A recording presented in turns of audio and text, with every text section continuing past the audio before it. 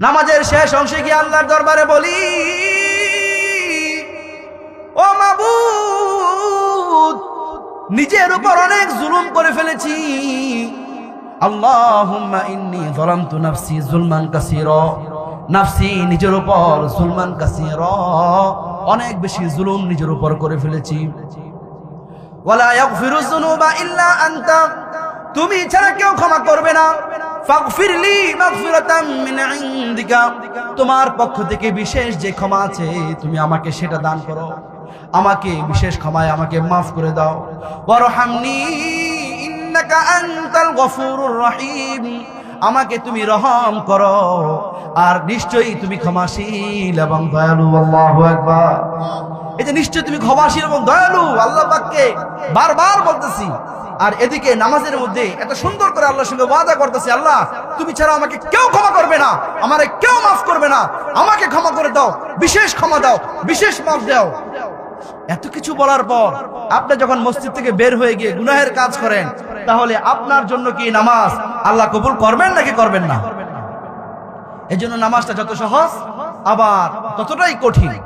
তবে কঠিন নয় তাদের জন্য যারা আখিরাতকে ভয় পায়। চতুর্থ নম্বর কারণ, আমার আল্লাহ রাব্বুল আলামিন বলেছেন নিশ্চয়ই নামাজ মানুষকে পাপাচার থেকে দূরে রাখে। কিন্তু কেন রাখে না? এইগুলি হচ্ছে উল্লেখযোগ্য কারণ। আমরা নামাজের মধ্যে বলি একটি, নামাজের বাইরে গিয়ে করি আরেকটি। কথা কোন ঠিক কিনা? এরপর নামাজের বাইরে এসে ফজর থেকে শুরু করে জোহর, আসর, মাগরিব, এশার নামাজ পড়ার পর বেতের নামাজের মধ্যে দাঁড়িয়ে যাই, দাঁড়িয়ে সুন্দর করে একদম শেষ রাকাতের মধ্যে গিয়ে বলি, ওয়ানাতরুকু মাইয়াফজুরুকা, ও আল্লাহ যারা নাকি গুনাহের কাজ করে আমি তাদেরকে ছেড়ে দিয়েছি, আমি এখন থেকে ভালো হয়ে গিয়েছি। ওয়ানাতরুকু মাইয়াফজুরুকা, যারা গুনাহের কাজ করে আমি তাদেরকে ছেড়ে দিয়েছি। আল্লাহর সঙ্গে ওয়াদা করেছেন রাতের বেলা, মধ্যরাতে ওয়াদা করে এরপর নামাজের পরে আপনি সুন্দর মতন ঘুমিয়ে গিয়েছেন। ঘুম থেকে উঠে পরের দিন আবার অনাচারের মধ্যে লিপ্ত হয়ে গিয়েছেন। আপনি শয়তানি কাজের মধ্যে লিপ্ত হওয়ার কারণে আপনি আল্লাহর সঙ্গে আপনি বেঈমানি করেছেন, মুনাফিকি করেছেন। কথা কোন ঠিক কিনা? তো আপনার মতো মুনাফিকের দোয়া কি আল্লাহ কবুল করবে? নামাজ কবুল করবে? করবে না। এই জন্য ওয়ানাতরুকু মাইয়াফজুরুক, নামাজের শেষ অংশে যেভাবে বলবেন ঠিক এইভাবে আমল করার চেষ্টা করবেন ইনশাআল্লাহ। নামাজের শেষ অংশে গিয়ে দোয়া করি, যেমন হযরত আদম আলাইহিস সালাতু ওয়াস সালাম দোয়া করেছিলেন, রব্বানা যালামনা আনফুসানা ওয়া ইল্লাম তাগফির লানা ওয়া তারহামনা লানাকুনান্না মিনাল খাসিরিন। এই দোয়াটা কি আমরা সবাই পারি? আমরা সবাই পারি দোয়াটা? এবার চিল্লায় বলুন তো দোয়াটা, বলুন আল্লাহর তবে, রব্বানা যালামনা আনফুসানা ওয়া ইল্লাম তাগফির লানা ওয়া তারহামনা লানাকুনান্না মিনাল খাসিরিন। হযরত আদম আলাইহিস সালাতু ওয়াস সালাম দোয়া করেছিলেন, ও মাবুদ তুমি আমাদেরকে ক্ষমা করো, আমাদেরকে মাফ করে দাও। তুমি যদি ক্ষমা না করো, তুমি যদি মাফ না করো, আমি আদম এবং হাওয়া ক্ষতিগ্রস্ত হয়ে যাব। দেখেন আদম নবী তার জীবনে আর কোনোদিন কখনো আর কোন গুনাহ তো দূরের কথা, তিনি ভুল পর্যন্ত পৃথিবীর জমিনে কখনো করেনি। এই জন্য আল্লাহর সঙ্গে যেভাবে ওয়াদা করবেন, নিজের ওয়াদাটুকু নামাজের বহির্ভূত অবস্থানের মধ্যে ঠিক সেইভাবেই পালন করবেন, তাহলে দেখবেন আল্লাহ রাব্বুল আলামিন যত আদেশ নিষেধ আছে সবকিছু মানার জন্য আপনার জন্য সহজ হয়ে যাবে ইনশাআল্লাহ। এরপর আল্লাহ রাসূল সাল্লাল্লাহু আলাইহি ওয়াসাল্লামকে প্রশ্ন করা হলো, নবীজি আইয়ুল আমালি আহাব্বু ইলাল্লাহি তাআলা, আল্লাহর নিকট সবচাইতে প্রিয় আমল কোনটি? নবীজি বললেন আল্লাহর নিকট সবচাইতে প্রিয় আমল হলো as-সালাতু আলা ওয়াক্তিহা, সময় মতো নামাজ কায়েম করে দেওয়া। কুল ইন ইজতামাআতিল ইনসু ওয়াল জিন্নু আলা আইয়াতু বিমিসলি হাদাল কুরআন লা ইয়াতুনা বিমিসলিহি ওয়ালাউ কানা বা'দুহুম লিবা'দিন যাহিরা। নাস্তিকরা, মুরতাদরা বর্তমান যেরকম ভাবে কোরআনের মধ্যে ভুল ধরার জন্য চেষ্টা করে, তদ্রূপ ভাবে রাসূল সাল্লাল্লাহু আলাইহি ওয়াসাল্লাম জীবদ্দশা থাকা অবস্থায় মক্কার কাফেররা চেষ্টা করেছিল এই কোরআনকে মিথ্যা প্রতিপন্ন করার জন্য। এরপর আল্লাহ রাব্বুল আলামিন বলেন, হে নবী, तमाम দুনিয়াবাসীদেরকে আপনি বলে দেন, কিয়ামত পর্যন্ত আপনি চ্যালেঞ্জ ছুড়ে দেন, দেখেন কেউ পারে কিনা। আল্লাহ রাব্বুল আলামিন বলেন, হে নবী, আপনি বলে দেন, तमाम দুনিয়ার জিন জাতি এবং মানুষ জাতি ঐক্যবদ্ধ হয়ে তারপর যদি চেষ্টা করে, তাহলে এই কোরআনের অনুরূপ কোরআন তারা নিয়ে আসতে পারবে না। এখন যদি কাতার বিশ্বকাপের মতো চিন্তা করে, আমি গত বছর কাতারে সফরে গিয়েছিলাম 11 দিনের, তো ওখানে পুরো কাতারটা মোটামুটি ঘোরা হয়েছে। 2017-তে একবার গিয়েছিলাম, 15-তে একবার গিয়েছিলাম, কিন্তু তখন এত উন্নত ছিল না। কিন্তু 2023-এ যখন গিয়েছি, তখন বিশ্বকাপের পুরা সাজু সজ্জা, যত সাজ সজ্জা আছে সব দেখে আসছি। এত সুন্দর মানুষের কারুকার্য হতে পারে। ইতিপূর্বে কুয়েতে দেখেছি, তখনই বলেছি কুয়েত যদি হয় এত সুন্দর, তাহলে আল্লাহ রাব্বুল আলামিনের জান্নাত কত সুন্দর হতে পারে। আল্লাহু আকবার। যারা কুয়েতে প্রবাসী ছিলেন অথবা ভিডিওতে দেখবেন, ওদের বাড়িঘর কত সুন্দর। তারপর কেউ যদি চিন্তা করে কাতার বিশ্বকাপ तमाम দুনিয়াকে তাক লাগিয়ে দিয়েছে। আপনারা জানেন না কাতারের ইতিহাস? সবাই জানে। কেন? $214 বিলিয়ন খরচ করে তারপর লুসাইল সিটি তৈরি করা হয়েছে। আমি গিয়েছি, বিশাল কারবার। এখন কেউ যদি চিন্তা করে বিশ্বকাপ একটা পৃথিবীর মধ্যে একটা নামকরা একটা টুর্নামেন্ট, এটা দিয়ে সারা বিশ্বকে কাঁপিয়ে দিয়েছে, তদ্রূপ ভাবে এই কোরআনের বিরুদ্ধে গিয়ে 214 বিলিয়নের পরিবর্তে আমরা $1000 বিলিয়ন খরচ করে আল আজহার ইউনিভার্সিটি থেকে, মদিনা ইউনিভার্সিটি থেকে, উম্মুল কোরা থেকে, তান্তা থেকে, মিশর থেকে, সৌদি থেকে, কুয়েত থেকে, কাতার থেকে, লেবানন থেকে, মালয়েশিয়া থেকে, আমেরিকা থেকে, লন্ডন থেকে, ফ্রান্স থেকে, तमाम দুনিয়া থেকে যদি সবাইকে ঐক্যবদ্ধ করে তারপর যদি crore crore million billion dollar খরচ করা হয়, তবুও আমাদের আল কোরআনের অনুরূপ একটি আয়াত তারা নিয়ে আসতে পারবে না। বেদান্ত আছে, বেদ আছে, পুরাণ আছে, মহাভারত আছে, শ্রীমত ভগবত গীতা আছে, শুধু গীতা আছে, ত্রিপিটক আছে, অভিধর্ম পিটক আছে, বিনয় পিটক আছে, তানাক আছে, বাইবেল আছে, ওল্ড টেস্টামেন্ট আছে, নিউ টেস্টামেন্ট আছে। পৃথিবীতে প্রায় 4300 ধর্ম আছে। আবার এই 4300 ধর্মের 4300 গ্রন্থ আছে। কতক্ষণ ঠিক কিনা? এই 4300 গ্রন্থ তারা কেউ এখনো পর্যন্ত আমাদের মতো এত ওপেনিং মজলিসের মধ্যে ওপেনিং চ্যালেঞ্জ করতে পারে নাই। ভিতরে পারে নাই, বাইরেও পারে নাই। কিন্তু আমাদের কোরআন ভিতরেও আল্লাহ পাক নিজে চ্যালেঞ্জ করেছেন, আর আল্লাহ পাকের সেই কথা না আমরা নকল করতেছি।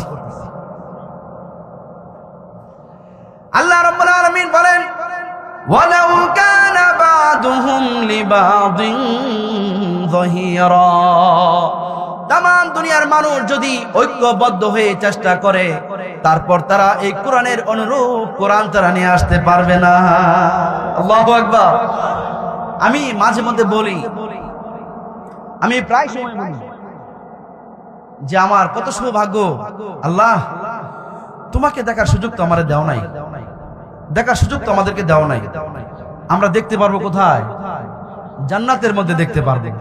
কিন্তু আল্লাহ তুমি তো আমাদেরকে তোমার কালাম শোনার তৌফিক দিয়েছো। কি বলেন? তুমি তো আমাদেরকে তোমার কালাম শোনার তৌফিক দিয়েছো। আমি মিশরে দেখেছি, পথে ঘাটে, মাঠে হাটে, অন্তরে বন্দরে নগরে, গহীন গহ্বরে, গহীন রজনীতে আমি দেখেছি যে তারা 24টা ঘন্টা তারা কোরআন তেলাওয়াত শুনে। মিশন ইমিগ্রেশন ক্রস করবেন, কোরআন তেলাওয়াতের আওয়াজ শুরু হয়ে যাবে। সবজির দোকানে গিয়েছেন ভ্যান থেকে সবজি কেনার জন্য, ওই তার ভ্যানের মধ্যে ছোট ছোট সাউন্ড বক্স আছে না, বাংলাদেশে বাজায় গান আর মিশরে বাজায় কোরআন তেলাওয়াত। আল্লাহু আকবার। বাংলাদেশের সুপার শপের গুলোর মধ্যে বাজায় গান আর মিশরে বাজায় কোরআন তেলাওয়াত।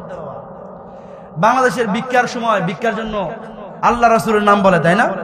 আর মিশরে তারা ভিক্ষার জন্য আল্লাহ রাসূলের নাম কোনো কিছুই বলে না, তারা শুধু একটা ভিক্ষার থলি নিয়ে আল্লাহ পাকের কোরআনের আয়াত তেলাওয়াত করতে থাকে।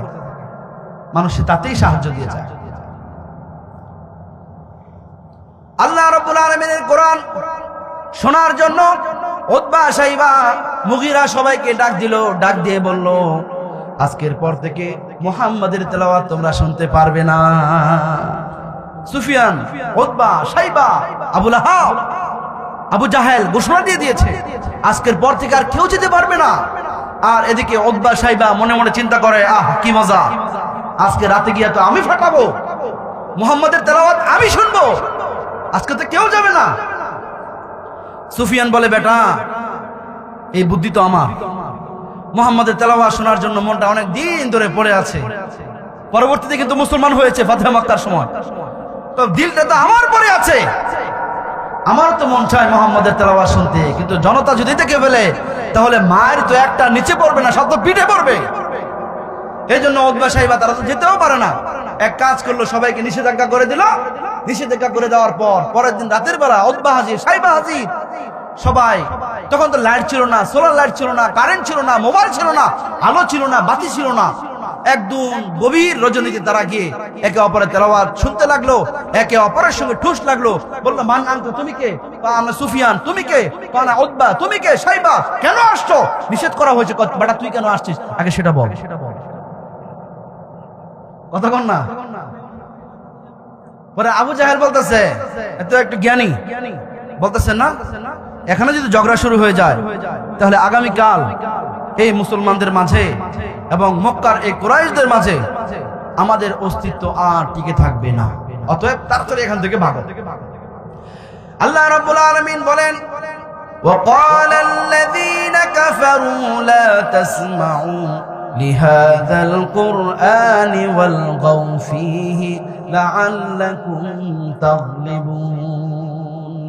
যারা কাফের তারা বলল মুহাম্মাদের তেলাওয়াত শুনতে পারবে না, এবং মুহাম্মদ যখন তেলাওয়াত করবে তখন তোমরা শোরগোল করবে, হইচই করবে, তারপর যাতে করে মুহাম্মাদের ডিস্টার্ব হয়ে যায়, তার মাধ্যমে তোমরা বিজয় লাভ করবে। আল্লাহ রাসূল সাল্লাল্লাহু আলাইহি ওয়াসাল্লাম খুব বেশি পরিমাণ তেলাওয়াত করতেন। কেন করতেন? আমরা মুসলমান হোক, হিন্দু হোক, নাসারা হোক, বৌদ্ধ হোক, যে কোনো জাতি গোষ্ঠী বর্তমান পৃথিবীর মধ্যে স্বার্থ ছাড়া এক কদম সামনে অগ্রসর হই না। কথা কোন ঠিক কিনা? আমরা স্বার্থ ছাড়া একটা কদম অগ্রসর হই না। অতএব রাসূল সাল্লাল্লাহু আলাইহি ওয়াসাল্লাম কেন এত বেশি পরিমাণ কোরআন তেলাওয়াত করতেন? কারণ তিনি জানতেন একটি হরফ যদি কোরআন থেকে তেলাওয়াত করা হয় তাহলে আল্লাহ রাব্বুল আলামিন এক হরফের বদলতে 10 নেকি করে তিনি সওয়াব দান করেন। সুবহানাল্লাহ। আল্লাহ রাব্বুল আলামিনের এই কোরআন পৃথিবীর মধ্যে একটি বিরল ইতিহাস। পৃথিবীর মধ্যে লক্ষ লক্ষ শিক্ষার্থী রয়েছে, আর কোন কিতাবের লক্ষ লক্ষ শিক্ষার্থী পৃথিবীর মধ্যে নেই। এই কিতাবের একটি বিস্ময়কর ইতিহাস হলো, একটি আজিব কাণ্ড হলো, মক্কার মধ্যে প্রায় 70 থেকে 1 কোটি মানুষ উপস্থিত হয়। আলহামদুলিল্লাহ, সবাইকে যদি আপনি জিজ্ঞেস করেন, আকাশ থেকে ঝাঁপ দিয়ে পড়বেন, যার কাছে পড়বেন তাকে জিজ্ঞেস করবেন, বলো সূরাতুল ফাতিহাটা একবার পড়ায় শোনাও, একবার পড়ে শোনাও। 70 লক্ষ নয়, 1 কোটি নয়, মক্কার মধ্যে যদি 5 কোটি মুসলমান উপস্থিত হয়, আপনি 5 কোটি মুসলমানদের মধ্যে যাকে আপনি সূরাতুল ফাতিহা সম্পর্কে জিজ্ঞেস করবেন, সে অটোমেটিক সূরাতুল ফাতিহা আপনাকে শুনিয়ে দিবে। কথা কোন ঠিক কিনা? কিন্তু শ্রীমত ভগবত গীতা পারবে? পারবে না। সাইবা, তারপর ভেদ পারবে? ত্রিপিটক পারবে? সূত্রপিটক পারবে? তানাখ পারবে? পারবে না। ওল্ড টেস্টামেন্ট পারবে না, নিউ টেস্টামেন্ট পারবে না। পারবে কোন কিতাব? আল কুরআনুল কারীম। টঙ্গী ইজতেমার মধ্যে প্রায় 70 লক্ষ মানুষ উপস্থিত হয়। শুধু বাংলাদেশের 1 লক্ষ থেকে 1.5 লক্ষ লোক পৃথিবী থেকে আসে। পৃথিবীর মানুষগুলো বাদ দিলাম, শুধু আমাদের বাংলাদেশের মানুষদেরকে যদি আপনি জিজ্ঞেস করেন, দেখবেন সকলেই সূরাতুল ফাতিহা সহ আংশিক কোরআন মুখস্থ জানে। কি মনে করেছেন আপনি? এটা কি অতি সাধারণ মনে করতেছেন? এই অতি সাধারণ মনে করতেছেন? আপনি 1 লক্ষ লোক পাঠান 1 লক্ষ মানুষকে জিজ্ঞেস করার জন্য, দেখবেন 1 লক্ষ মানুষ যাবে ইন্টারভিউ নেওয়ার জন্য। এই 1 লক্ষ দেখবেন 100 নাম্বার নিয়ে তারপর আসবে। এই জন্য আল্লাহ রাব্বুল আলামিনের কিতাব যদি কেউ মুখস্থ করে, মান ক্বরাআল কুরআন ফাস্তাযহারাহু ফাহাল্লা হালালাহু ফাহাররামা হারামাহু ফাদখালাহু আল্লাহুল জান্নাহ ওয়াশফাআহু ফি আহলি বাইতিহি ওয়াশফাআহু ফি 10রাতিন বিহি কুল্লুহুম ক্বাদ ওয়াজাবাত লাহুন নার। একজন কোরআনের হাফেজের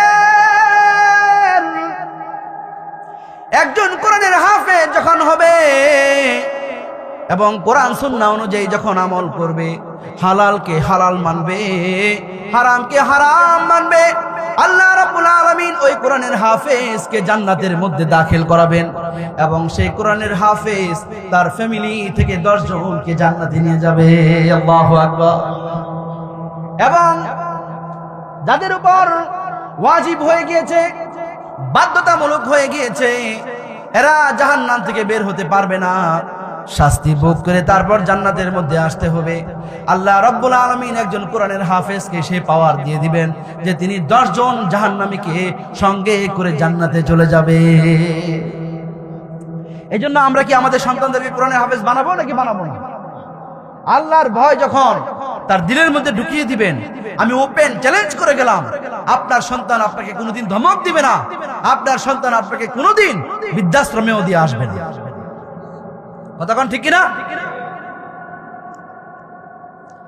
এরপর কাল কিয়ামতের ময়দানে কঠিন মুসিবতের সময় একজন কোরআনের হাফেজকে বলবেন, ইউকালু লিসাহিবিল কোরআন ইকরা ওয়ারতাকি ওয়ারাতিল কামা কুনতা তুরাতিল ফিদ দুনিয়া ফাইন্না মানজিলাকা ইনদা আখিরি আয়াতিন তাকরাউহা।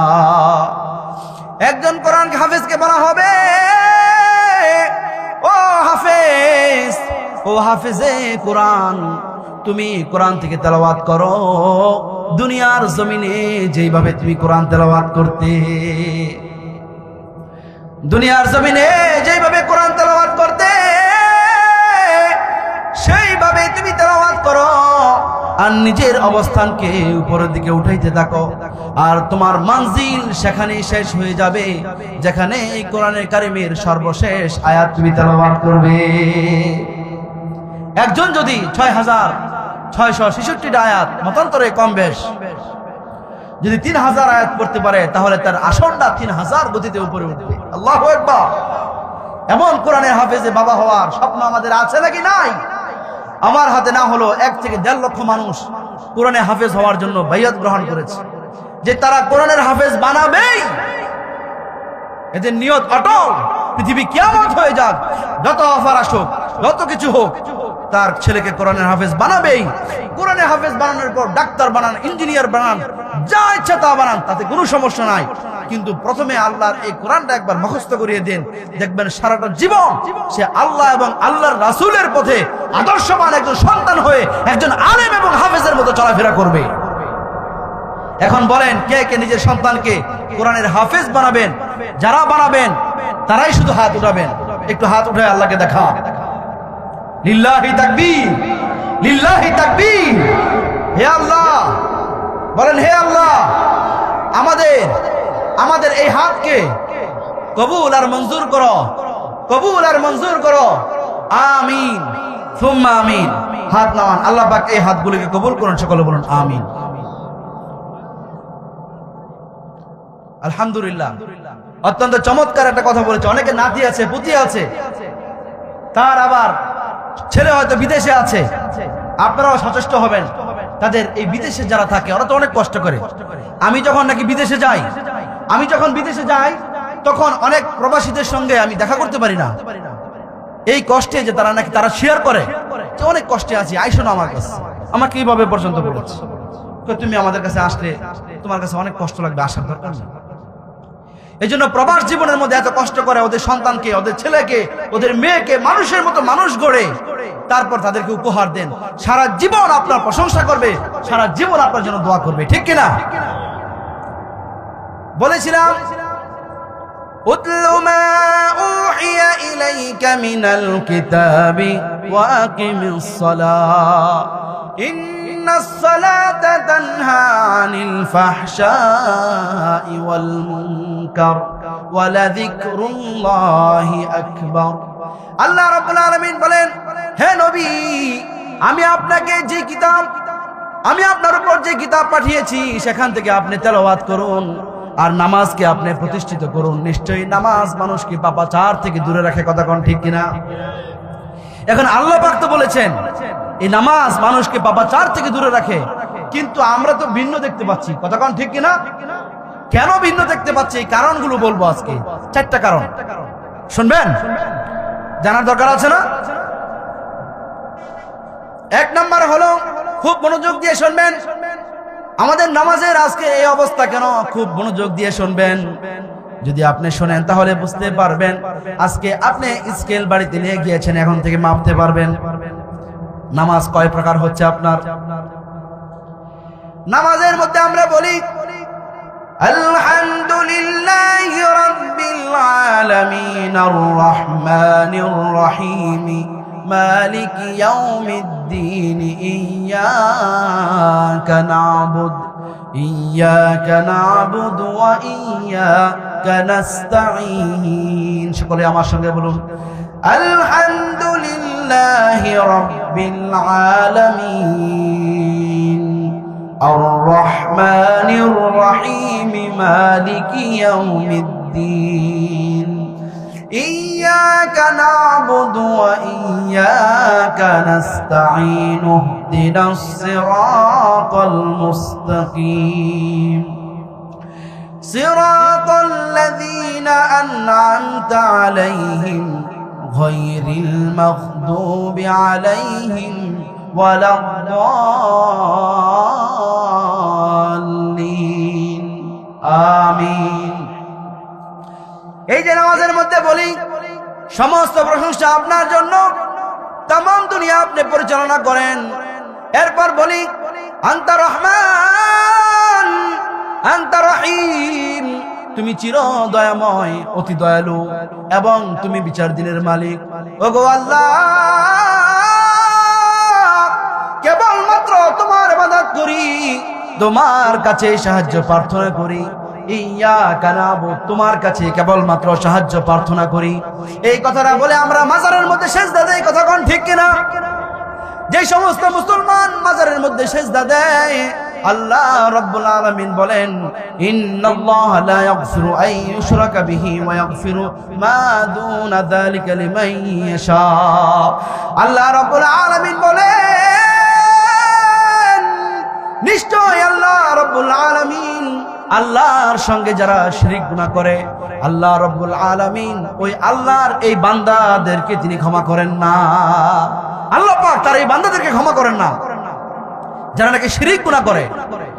আল্লাহ রাব্বুল আলামিন এই শিরক গুনাহ এবং কবিরা গুনাহ ছাড়া পৃথিবীর মধ্যে যত ছোট ছোট গুনাহ আছে, আল্লাহ রাব্বুল আলামিন তিনি তার ইচ্ছা অনুযায়ী সমস্ত গুনাহ আমাদেরকে মাফ করে দেন।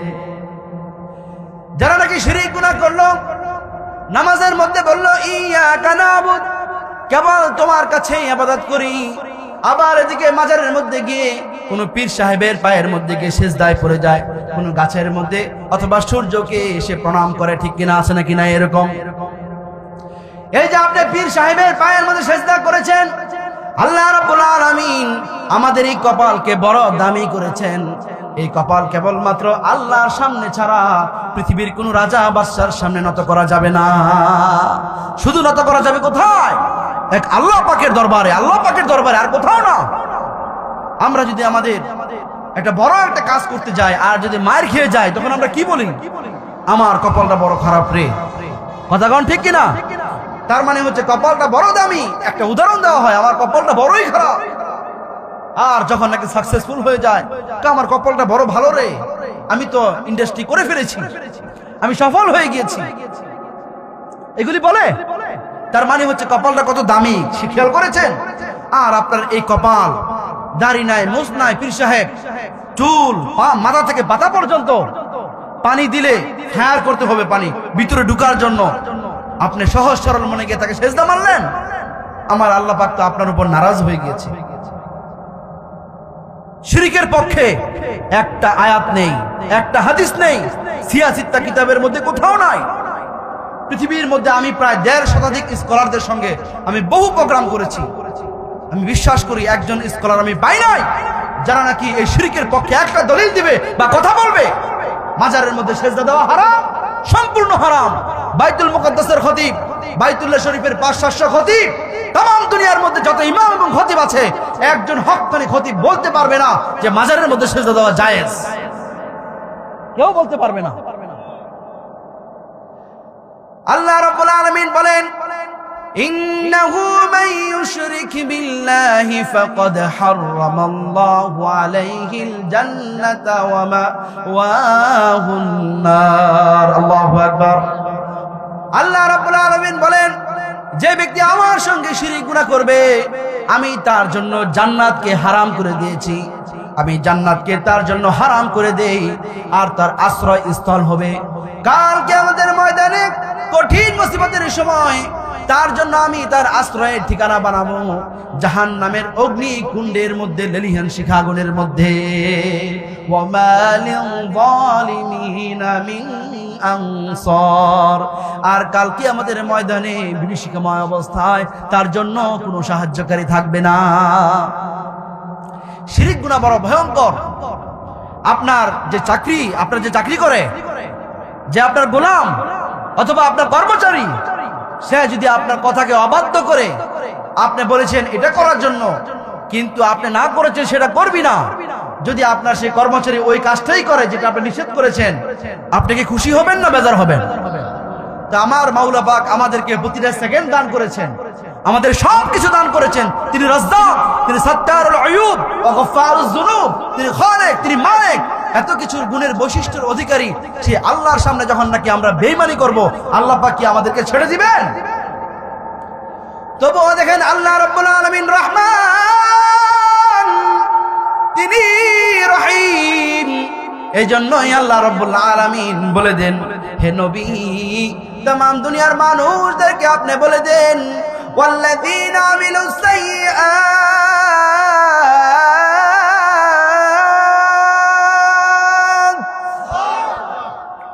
ওয়াল্লাযীনা আমিলুস সাইয়্যাতি সুম্মা তাবু মিন বাদিহা ওয়া আমানু ইন্না রাব্বাকা মিন বাদিহা লাগফুরুর রহিম।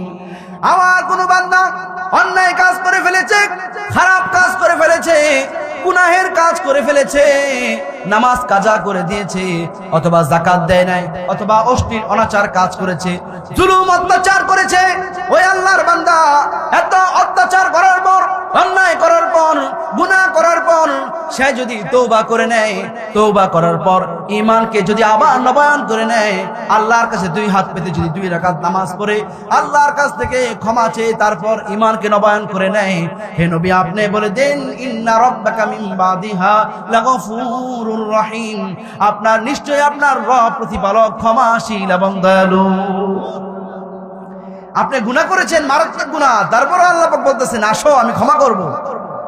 আমি তো সাত্তারুল আয়ুব, আমি তো গফফারুজ যুনুব, আমি তোমাদের পাপকে আমি গোপন রাখি, আর তোমরা ক্ষমা চাইলেই আমি ক্ষমা করে দিই। কথা বুঝতে পেরেছেন? এরপর আমরা তো বলি আমাদের নামাজগুলো কেন কবুল হয় না? নামাজ পড়ার পরও কেন আমরা অন্যায় কাজ থেকে বিরত থাকতে পারি না? দেখেন আমরা নামাজ থেকে বের হয়ে মাজারের মধ্যে অথবা কোনো পীর সাহেবের পায়ের মধ্যে সিজদা দেই, আপনারাই বলুন কেন আমাদের নামাজ কবুল হবে? কথা কি বুঝতে পেরেছেন আপনারা? আমি কি বুঝাইতে পেরেছি আপনাদেরকে?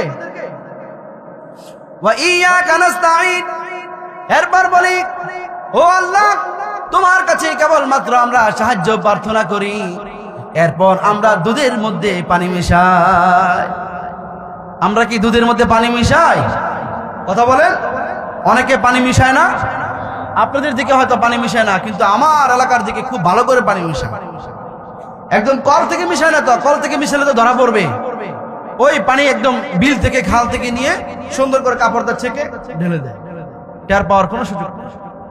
এই যে ফল ব্যবসায়ী 2 নাম্বারই করলো, আবার নামাজের মধ্যে গিয়ে দাঁড়িয়েছে, আল্লাহর কাছে বলতেছে ইয়্যাকা না'বুদু ওয়া ইয়্যাকা নাস্তাঈন, হে আল্লাহ তোমার ইবাদত করি আর তোমার কাছে সাহায্য প্রার্থনা করি। আচ্ছা এই লোকের নামাজ কি আল্লাহর দরবারে কবুল হবে? এই কথা বলেন, কবুল হবে? এই জন্যই আমাদের নামাজগুলো কবুল হয় না। 2টা পয়েন্ট গেল। 3য় নাম্বার পয়েন্ট হলো আল্লাহর সঙ্গে ওয়াদা করি নামাজের শেষ অংশে গিয়ে, আল্লাহুম্মা ইন্নী যালামতু নাফসি যুলমান কাসীরা ওয়া লা ইয়াগফিরুয যুনুবা ইল্লা আনতা ফাগফিরলি মাগফিরাতাম মিন ইনদিকা ওয়ারহামনি ইন্নাকা আনতাল গফুরুর রহিম। নামাজের শেষ অংশে গিয়ে আল্লাহর দরবারে বলি, ও মাবুদ, নিজের উপর অনেক জুলুম করে ফেলেছি। আল্লাহুম্মা ইন্নী যালামতু নাফসি যুলমান কাসীরা, নাফসি নিজের উপর যুলমান কাসীরা, অনেক বেশি জুলুম নিজের উপর করে ফেলেছি। ওয়ালা ইয়াগফিরুয যুনুবা ইল্লা আনতা, তুমি ছাড়া কেউ ক্ষমা করবে না। ফাগফিরলি মাগফিরাতাম মিন ইনদিকা, তোমার পক্ষ থেকে বিশেষ যে ক্ষমা আছে তুমি আমাকে সেটা দান করো, আমাকে বিশেষ ক্ষমায় আমাকে মাফ করে দাও। ওয়ারহামনি ইন্নাকা আনতাল গফুরুর রহিম, আমাকে তুমি রহম করো, আর নিশ্চয়ই তুমি ক্ষমাশীল এবং দয়ালু। আল্লাহু আকবার। এই যে নিশ্চয়ই তুমি ক্ষমাশীল এবং দয়ালু, আল্লাহ পাককে বারবার বলতেছি। আর এদিকে নামাজের মধ্যে এত সুন্দর করে আল্লাহর সঙ্গে ওয়াদা করতেছি, আল্লাহ তুমি ছাড়া আমাকে কেউ ক্ষমা করবে না, আমারে কেউ মাফ করবে না, আমাকে ক্ষমা করে দাও, বিশেষ ক্ষমা দাও, বিশেষ মাফ দাও। এত কিছু বলার পর আপনি যখন মসজিদ থেকে বের হয়ে গিয়ে গুনাহের কাজ করেন, তাহলে আপনার জন্য কি নামাজ আল্লাহ কবুল করবেন নাকি করবেন না? এজন্য নামাজটা যত সহজ আবার ততটাই কঠিন। তবে কঠিন নয় তাদের জন্য যারা আখিরাতকে ভয় পায়। চতুর্থ নম্বর কারণ, আমার আল্লাহ রাব্বুল আলামিন বলেছেন, নিশ্চয়ই নামাজ মানুষকে পাপাচার থেকে দূরে রাখে। কিন্তু কেন রাখে না? এইগুলি হচ্ছে উল্লেখযোগ্য কারণ। আমরা নামাজের মধ্যে বলি একটি, নামাজের বাইরে গিয়ে করি আরেকটি। কথা কোন ঠিক কিনা? এরপর নামাজের বাইরে এসে ফজর থেকে শুরু করে জোহর, আসর, মাগরিব, এশার নামাজ পড়ার পর বেতের নামাজের মধ্যে দাঁড়িয়ে যাই। দাঁড়িয়ে সুন্দর করে একদম শেষ রাকাতের মধ্যে গিয়ে বলি, ওয়ানাতরুকু মাইয়াফজুরুকা, ও আল্লাহ, যারা নাকি গুনাহের কাজ করে আমি তাদেরকে ছেড়ে দিয়েছি, আমি এখন থেকে ভালো হয়ে গিয়েছি। ওয়ানাতরুকু মাইয়াফজুরুকা, যারা গুনাহের কাজ করে আমি তাদেরকে ছেড়ে দিয়েছি।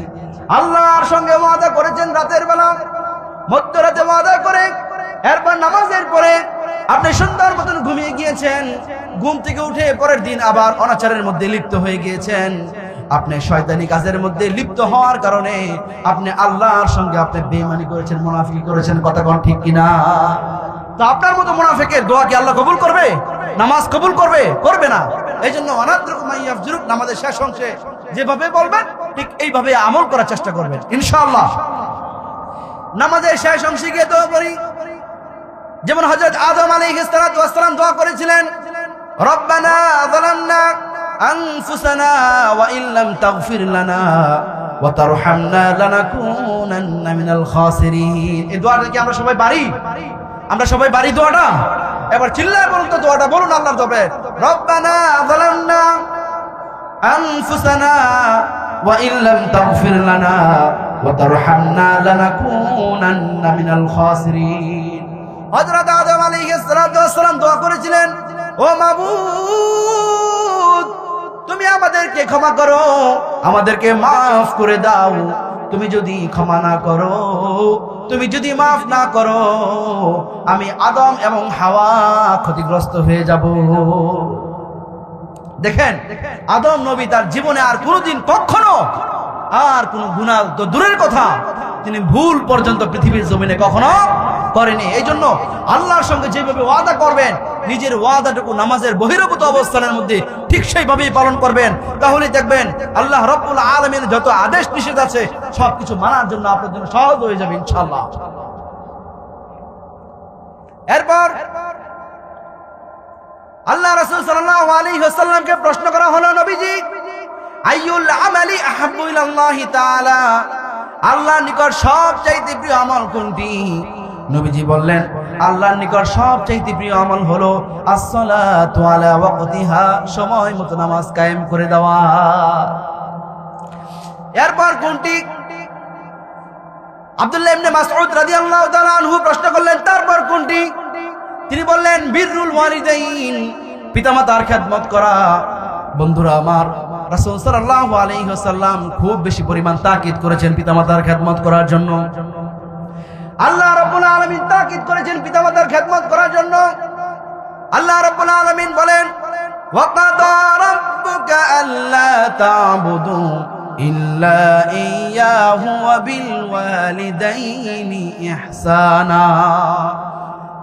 আল্লাহ রাব্বুল আলামিনের পক্ষ থেকে ফয়সালা হয়ে গিয়েছে কেবলমাত্র ইবাদত করতে হবে, কেবলমাত্র ইবাদত করতে হবে আল্লাহর।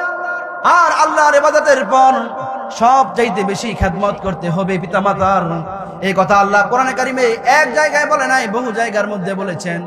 সূরা বনী ইসরাঈলের মধ্যে বলেন, وَإِذْ أَخَذْنَا مِيثَاقَ بَنِي إِسْرَائِيلَ لَا تَعْبُدُونَ إِلَّا اللَّهَ وَبِالْوَالِدَيْنِ إِحْسَانًا। এরপর সূরা লুকমানের মধ্যে বলেছেন, وَوَصَّيْنَا الْإِنسَانَ بِوَالِدَيْهِ। এরপর সূরা নিসার মধ্যে আল্লাহ পাক বলেন, ওয়া'বুদুল্লাহা ওয়া লা তুশরিকু বিহি শাইআ ওয়া বিল ওয়ালিদাইনি ইহসানা। সূরা আহকাফের মধ্যে বলেছেন, ওয়া ওয়াসাইনাল ইনসানা বিওয়ালিদাইহি ইহসানা। কোরআনে কারিমের মধ্যে অসংখ্য জায়গার মধ্যে আল্লাহ পাক বলেছেন, প্রথমে আবার ইবাদত করো, তারপর তোমার পিতামাতার খেদমত করো। স্পষ্ট। বাদাল ঈমানি ফিল ইসলাম, ঈমানের পর ইসলামের মধ্যে সবচেয়ে গুরুত্বপূর্ণ হচ্ছে শুধু নামাজ পড়া। এই নামাজের পর সবচেয়ে গুরুত্বপূর্ণ কি? পিতামাতার খেদমত করা। কি? পিতামাতার খেদমত করা। এখন যদি কেউ পিতামাতার খেদমত না করে, তার করণীয় কি? এটাও রাসূল বলে দিয়েছে। ও যুবক, তুমি কি জান্নাতে যাবে নাকি জাহান্নামে যাবে? আল্লাহ রাব্বুল আলামিন তোমাকে দুইটা গেট করে দিয়েছেন। চাইলে তুমি জান্নাতে যেতে পারো, চাইলে তুমি জাহান্নামে যেতে পারো। আর সেইটা দুই দরজা তোমার ঘরের মধ্যে আল্লাহ পাক দিয়ে দিয়েছেন। তুমি যদি তোমার মায়ের বাবার খেদমত করো, তাহলে তোমার জন্য জান্নাত। আর যদি পিতামাতার সঙ্গে বেয়াদবি করো, তাহলে তোমার জন্য জাহান্নামে যেতে হবে। রাসূল সাল্লাল্লাহু আলাইহি ওয়াসাল্লাম বলেন, দুই শ্রেণীর মানুষ কোথায় যাবে? জাহান্নামে। একটা হলো রাষ্ট্রের সঙ্গে যারা বেঈমানি করে, মাটির সঙ্গে যারা গাদ্দারি করে, এরা যখন মারা যায়, এরা মারা যাওয়ার আগেই এদের শাস্তি শুরু হয়ে যায়। আর যারা নাকি পিতামাতার সঙ্গে বেয়াদবি করে, আল্লাহ পাক এদের শাস্তিও দুনিয়ার মধ্যে দিয়ে দেন। আল্লাহ রাব্বুল আলামিন আমাদেরকে আজকে যে কটা কথা বলেছি, প্রত্যেকটা কথা মানার তৌফিক আমাদেরকে দান করুন। বলুন আমিন।